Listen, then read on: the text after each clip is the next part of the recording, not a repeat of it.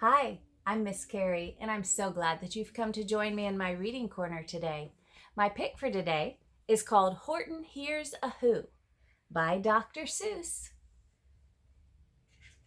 My son actually was in a play, and he was Horton, dressed up as an elephant, and he sang the first part of this, so I'm going to sing a little bit too. On the 15th of May, in the jungle of Nool, in the heat of the day, in the cool of the pool, he was splashing, enjoying the jungle's great joys, when Horton the elephant heard a small noise.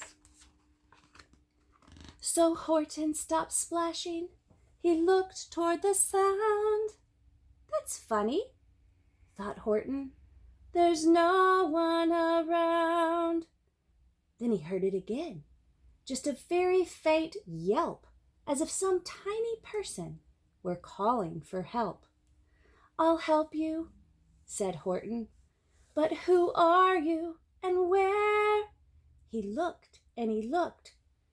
He could see nothing there but a small speck of dust blowing past through the air. I say, murmured Horton, I've never heard tell of a small speck of dust that is able to yell. So you know what I think? Why, I think that there must be someone on top of that small speck of dust, some sort of a creature of very small size, too small to be seen by an elephant's eyes. See it?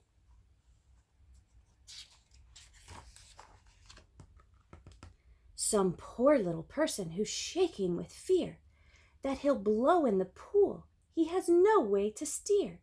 I'll just have to save him, because after all, a person's a person, no matter how small. So gently and using the greatest of care, the elephant stretched his great trunk through the air, and he lifted the dust speck and carried it over and placed it down safe on a very soft clover. Humph, humped a voice. 'Twas a sour kangaroo, and the young kangaroo in her pouch said, humph, too. Why, that speck is as small as the head of a pin. A person on that? Why, there never has been. Believe me, said Horton, I tell you sincerely. My ears are quite keen, and I heard him quite clearly. I know there's a person down there, and what's more, quite likely there's two, even three, even four. Quite likely a family, for all that we know, a family with children just starting to grow. So please, Horton said, as a favor to me, try not to disturb them. Just please let them be. I think you're a fool, laughed the sour kangaroo, and the young kangaroo in her pouch said, me too. You're the biggest blame fool in the jungle of Nool. And the kangaroos plunged in the cool of the pool. What terrible splashing! The elephant frowned. I can't let my very small persons get drowned. I've got to protect them. I'm bigger than they. So he plucked up the clover and hustled away. Through the high jungle treetops, the news quickly spread. He talks to a dust speck. He's out of his head. Just look at him walk with that speck on that flower. And Horton walked, worrying, almost an hour. Should I put this speck down? Horton thought with alarm. If I do, these small persons may come to great harm. I can't put it down, and I won't. After all, a person's a person, no matter how small. Then Horton stopped walking. The speck voice was talking. The voice was so faint he could just barely hear it. Speak up, please, said Horton. he put his ear near it. "My friend," came the voice, "you're a very fine friend. You've helped all us folks on this dust speck no end. You've saved all our houses, our ceilings and floors. You've saved all our churches and grocery stores." "You mean," Horton gasped, "you have buildings there too?" "Oh, yes," piped the voice. "We most certainly do." "I know," called the voice. "I'm too small to be seen, but I'm mayor of a town that is friendly and clean. Our buildings to you would seem terribly small, but to us who aren't big, they are wonderfully tall. My town is called Whoville, for I am a Who, and we Whos are all thankful and grateful to you." And Horton called back to the mayor of the town, "You're safe now, don't worry. I won't let you down." But just as he spoke to the mayor of the speck, 3 big jungle monkeys climbed up Horton's neck. The Wickersham brothers came shouting, "What rot! This elephant's talking to Whos who are not. There aren't any Whos, and they don't have a mayor, and we're going to stop all this nonsense. So there!" They snatched Horton's clover. They carried it off to a black-bottomed eagle named Vladikoff, a mighty strong eagle, a very swift wing, and they said, "Will you kindly get rid of this thing?" And before the poor elephant even could speak, that eagle flew off with the flower in his beak. All that late afternoon and far into the night, that black-bottomed bird flapped his wings in fast flight, while Horton chased after with groans over stones that tattered his toenails and battered his bones, and begged, "Please don't harm all my little folks who have as much right to live as us bigger folks do." But far, far beyond him, that eagle kept flapping, and over his shoulder called back, "Quit your yapping. I'll fly the night through. I'm a bird. I don't mind it. And I'll hide this tomorrow where you'll never find it." And at 6:56 the next morning, he did it. It sure was a terrible place that he hid it. He let that small clover drop somewhere inside of a great patch of clovers 100 miles wide. "Find that," sneered the bird, "but I think you will fail." And he left with a flip of his black-bottomed tail. "I'll find it," cried Horton. "I'll find it or bust. I shall find my friends on my small speck of dust." And clover by clover by clover, with care, he picked up and searched them and called, "Are you there?" But clover by clover by clover, he found that the one that he sought for was just not around. And by noon, poor old Horton, more dead than alive, had picked, searched, and piled up 9,005. Then on through the afternoon, hour after hour, till he found them at last on the 3,000,000th flower. "My friends," cried the elephant, "tell me, do tell, are you safe? Are you sound? Are you whole? Are you well?"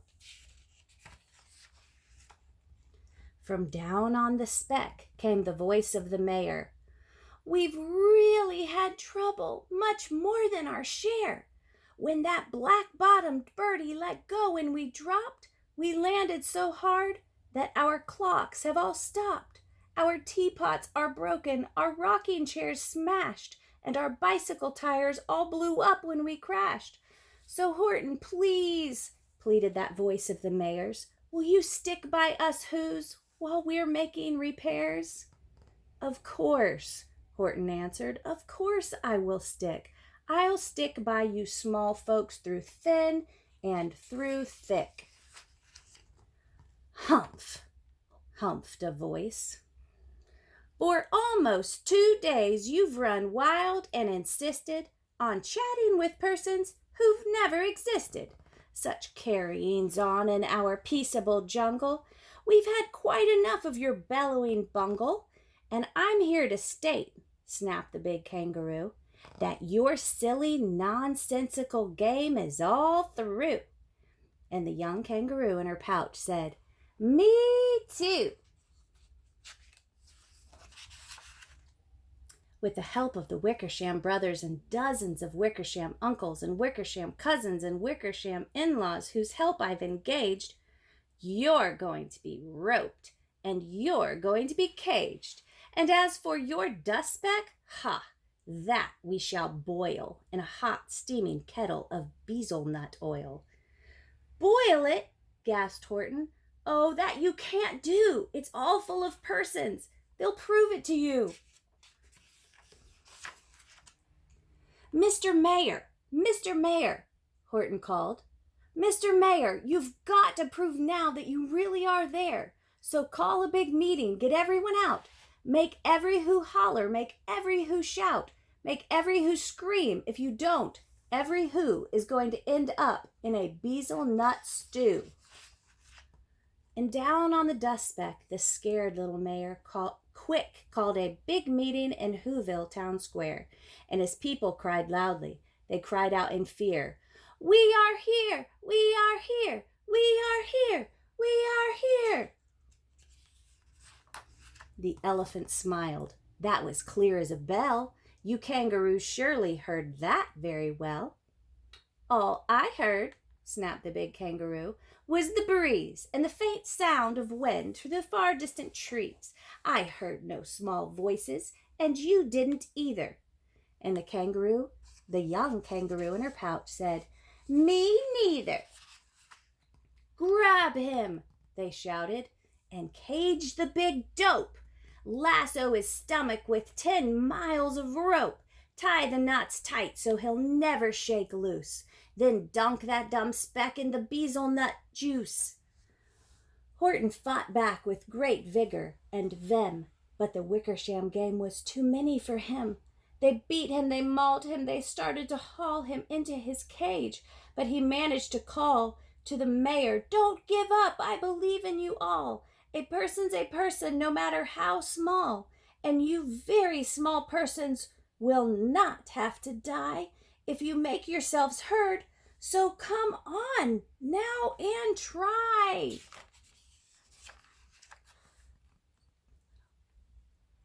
The mayor grabbed a tom-tom. He started to smack it, and all over Whoville they whooped up a racket. They rattled tin kettles, they beat on brass pans, on garbage pail tops and old cranberry cans. They blew on bazookas and blasted great toots, on clarinets, oompaws, and boompaws and flutes.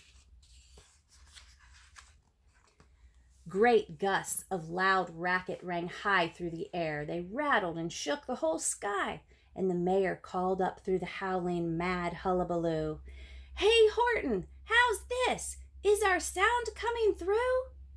And Horton called back, "I can hear you just fine, but the kangaroo's ears aren't as strong quite as mine.